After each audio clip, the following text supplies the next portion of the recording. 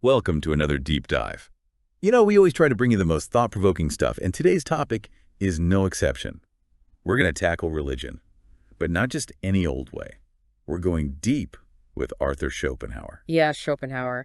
This guy, he really gets you thinking. Definitely. And we're looking specifically at his 1851 dialogue. It's called, get this, Religion, a Dialogue. Catchy, right? But the original title, if you want to get fancy, was in Portuguese. It was A Religião, uma esperança que se transforma em medo, which basically means religion, a hope that transforms into fear. Ooh, now that's a title. Right. So what we have here for you isn't just some dry philosophical essay. It's a conversation, a debate between two characters. They're named Philalethes and Demopheles, and their names kind of hint at what they're all about. Yeah, Philalethes, he's the truth seeker, the lover of truth, as Schopenhauer puts it. And then there's Demopheles, the lover of the people. He's more about practicality, what works for society, for you. Right. So through these two voices, we're going to try to pull out Schopenhauer's core arguments about religion. Like, what is it really all about? What good does it do? And maybe, where does it go wrong? The goal here, for you, is to understand how this 19th century thinker saw religion and how his ideas still resonate today. Because let's face it, religion, it's still a huge part of so many people's lives. Huge. It's everywhere, shaping how people think, how they act, how they see the world. Exactly. And what Schopenhauer does through these characters is really dissect religion, sometimes even criticize it. He looks at both sides, the good and the bad, and we're going to unpack all that for you. Unpack it all. And you'll see Schopenhauer doesn't hold back. Through Philalethes especially, he really goes after some of the core assumptions of religious belief. It's pretty intense stuff for you to consider. Intense, but important. Okay, let's start with Demopheles, the defender of religion. What's his take on why it's so important? Well, right off the bat, Demopheles lays it out there. He says religion, it's basically a necessity for the masses. Why?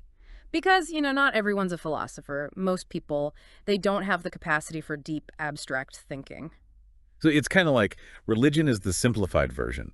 Religion for dummies, almost. Kinda, yeah. He even compares it to how we teach children. You start simple with basic concepts. Right, like before you hit them with, like, quantum physics or something. Exactly. Demopheles says religion is like that. It takes these complex truths about life, the universe, whatever, and makes them digestible for the average person. It's like popular poetry, or those little proverbs your grandma used to say. Okay, so it's like wisdom for the masses, but simplified. Right. He even calls it popular metaphysics. Yeah. So for you, it's like religion is the entry-level philosophy course, the one everyone can take. Gotcha. So for Demopheles, it's not that religion is the whole truth. It's that it's a way to get at the truth, but in a way that most people can understand. Exactly. He uses this really interesting analogy. He says, truth, it's like chlorine gas. On its own, it's dangerous, hard to handle. Chlorine gas, okay. Not the most pleasant image. Right. But to be useful, chlorine needs to combine with other elements to form chlorides. Or think of water. It needs a container to be useful, right? Same with truth, he says. It needs a mythical agent, a kind of framework to make sense to most people. So these religious stories, the symbols, the rituals, even if they're not literally true, they're like the container for deeper truths. That's his argument for you. Exactly. And then he gets into the practical benefits of religion. It's a way to control the masses, he says. It gives people a standard for right and wrong, for morality. And this actually echoes Kant's ideas, about having a shared moral framework for a functioning society. So, like, without religion, everyone's just making up their own rules. Chaos. That's what Demopheles is suggesting for you. Religion keeps things in order. And it also provides comfort, he says. People, they're afraid of suffering, of death. Religion, it offers solace, hope, like a light in the darkness for those who can't see the philosophical truth on their own. Okay, so it's like a crutch, maybe, but a helpful one for those who need it. Right. It's a crutch, a guidebook, a shoulder to cry on. And then he goes even further, talking about how religion is essential for the state, for the whole social order. He says it's the foundation of laws, of constitutions. It holds society together. He points to all these historical examples, ancient civilizations, modern nations, pretty much every corner of the world. So it's not just a personal thing, in his view. It's woven into the fabric of society. Totally interwoven. For you, he Incredible. even compares it to those ancient mystery cults. Remember those? They had different levels of initiation depending on your, intellectual capacity. He says religion's kind of like that. There's the basic level, the surface stuff, and then there's the deeper level, the allegorical meaning, for those who can handle it. Like a multi-level marketing scheme for the soul. Haha, kinda. But the point is, there's something for everyone, he's saying. And then he gets really interesting. He says, okay, maybe the metaphysical part of religion, the stuff about God in the afterlife, maybe that's not literally true, but the moral part, that's true. Even if it's based on a false premise, it still leads to good behavior. So like even a broken clock is right twice a day. Kinda, yeah. He's basically saying, look, the bottom line is that religion makes people behave better, and in the end, isn't that what matters? And he concludes his whole argument by calling religion a necessary evil for you. He says most people, they're just not capable of grasping higher truths without it. It's the best we can do, given, as he puts it, the lamentable imbecility of the majority. Ouch. Not exactly a ringing endorsement of humanity there. Nope. But that's Demopheles for you. Pragmatic, maybe a little cynical, but he makes some valid points, you gotta admit. But now, buckle up, because we're about to hear the other side. Oh yeah. Philalethes is about to drop the truth bomb. No. So what does the lover of truth have to say about all this? Well, he doesn't waste any time. He comes right out and says, religion, it's a collection of lies. Straight up. He believes in truth above all else. And for you, he even has a motto, a Latin phrase, Vigiat veritas et pereat mundus. It means, let truth flourish, even if the world perishes. That's hardcore. No sugarcoating there. It's like truth or bust for this guy. Yeah. He sees religion as this massive obstacle in the path of true knowledge. He says it imposes dogma from childhood, preventing people from thinking for themselves. It's like you're given this set of beliefs and you're not allowed to question them. That stifles creativity, critical thinking, everything. So it's like religion puts blinders on you and you just follow the path. That's how he sees it for you. Yeah. He uses historical examples too, like how the dominant worldview during the Christian era held back scientific progress. And he talks about people like Bruno and Vanini, these thinkers who were persecuted for challenging the religious orthodoxy. So like Galileo, Yeah. that whole deal. Exactly. And he goes on to say, faith, it's not based on reason, it's based on indoctrination. You're taught this stuff as a kid, and doubt is forbidden. You're threatened with hellfire if you don't believe. And he points to some really messed up examples for you. Like the Spanish Inquisition, the auto de fe, where they burned people alive for heresy, and the thugs in India who killed in the name of their goddess. Those are some dark examples. It's like blind faith can lead to really terrible things. That's his point. And he brings up missionary work, too. He says, look, even with all their efforts, missionaries have had limited success in places like India. Why? Because people already have their own deeply held beliefs. It's hard to change someone's mind once they've been steeped in a certain worldview for their whole life. He even points out how clergy in different religions are basically just following the faith they were born into. It's more about geography than reason, for you. Like you believe what you believe because of where you happen to be born. Not a very flattering view of religious conviction. Not at all.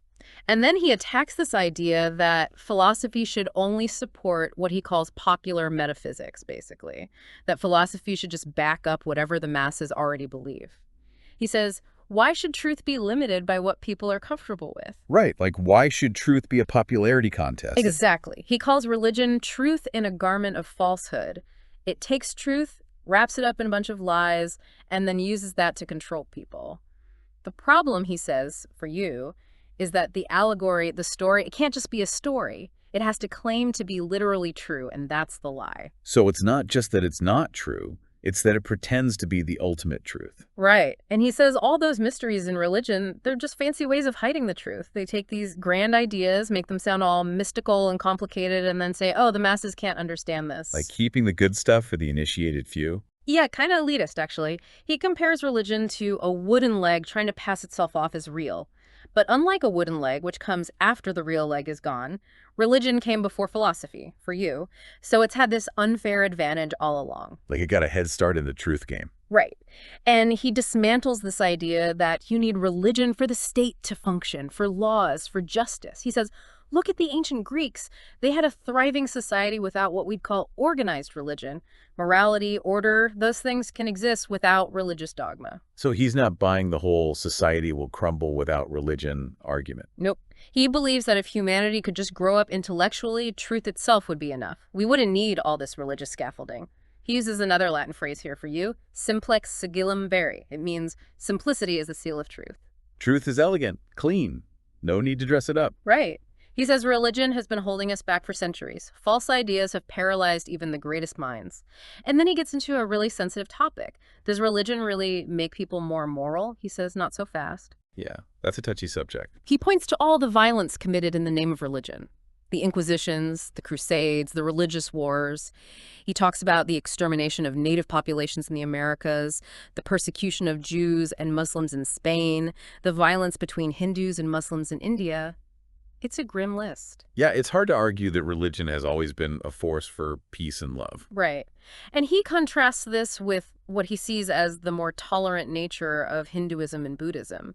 He suggests that monotheism, with its one God, might actually breed intolerance. It's like there's only one right way and everyone else is wrong. So maybe polytheism is more chill, more accepting of different beliefs. That's what he is implying for you. And he goes on to talk about how religion can be demoralizing. He says it creates this idea that you can be a jerk to your fellow humans as long as you're good with God. It's all about faith, about rituals, not about actually being a good person. It's like go to church on Sunday, and then you can cheat on your taxes on Monday. That's the kind of hypocrisy he's talking about for you. He even doubts that religion is really effective at preventing crime. He says fear of the law, fear of ruining your reputation, those are more powerful motivators than fear of God. So it's not really about piety, it's about consequences. That's what he thinks for you. And he has this really interesting idea that the more focused you are on God, the less focused you are on your fellow humans. It's like your duty to God comes at the expense of your duty to humanity. That's deep. It's like religion can make you less compassionate, not more. Exactly. And he ends his whole critique by saying, religion isn't a solution to our metaphysical needs, it's an abuse of them. It's a tool for the powerful to control the masses. He even says religion props up thrones, with the whole by the grace of God thing. It's like rulers using God to justify their power. It's like divine right here. Like, God chose me, so you better listen. Right. And he compares revealed religions to sovereigns by the grace of God versus the sovereignty of the people, which he equates with philosophy. So it's like religion is the old authoritarian way, while philosophy is the new democratic way. That's a pretty clear analogy. So Philalethes is basically saying, wake up, people. Stop letting religion control your minds. That's his message in a nutshell for you. But then the dialogue ends with a twist. Demopheles, he comes back with a final thought. He says, look, religion is like the Roman god Janus with two faces, or like the Hindu god Yama, who has a friendly side and a scary side. We've each been focusing on just one side, he says. And he leaves you, the listener, with this question. What face of religion do you see most prominently in the world today? That's a good question for you to ponder. It's like, okay, we've heard both sides. Now what do you think? Where do you see religion going right, and where do you see it going wrong? And that's the brilliance of Schopenhauer. He presents these two contrasting viewpoints, and then he leaves it up to you to decide. So to recap for you, Philalethes, he's all about truth. He sees religion as a system of lies that's harmful to individuals and society. It stifles progress. It promotes violence. It's all bad. And Demopheles, he's more practical. He says, yeah, maybe religion isn't perfect, but it serves a purpose. It provides order, comfort, morality for the masses. Exactly. It's a fascinating debate, and it raises so many questions that are still relevant today. Like, what is the role of truth in our lives? How do we balance individual freedom with social order? And how do we deal with the fact that not everyone has the same intellectual capacity? Yeah, it's a lot to think about. And we encourage you to do just that. Think about it. What resonated with you from this dialogue? What challenged your own beliefs? And what face of religion do you see most prominently in the world today? If you're interested in exploring these ideas further, we recommend checking out some of the historical events we mentioned, like the Inquisitions, the Crusades, all that. And of course, dig deeper into Schopenhauer's work. There's a wealth of thought there for you to discover. And that's what the deep dive is all about, giving you the tools, the information, the different perspectives so you can form your own conclusions. So thanks for joining us on this intellectual journey. We hope it's giving you something to chew on. And who knows, maybe it'll even change how you see the world. And maybe even how you see religion for you. Exactly. Until next time, keep diving deep. Guys, see you in another podcast. Don't forget to subscribe to our channel.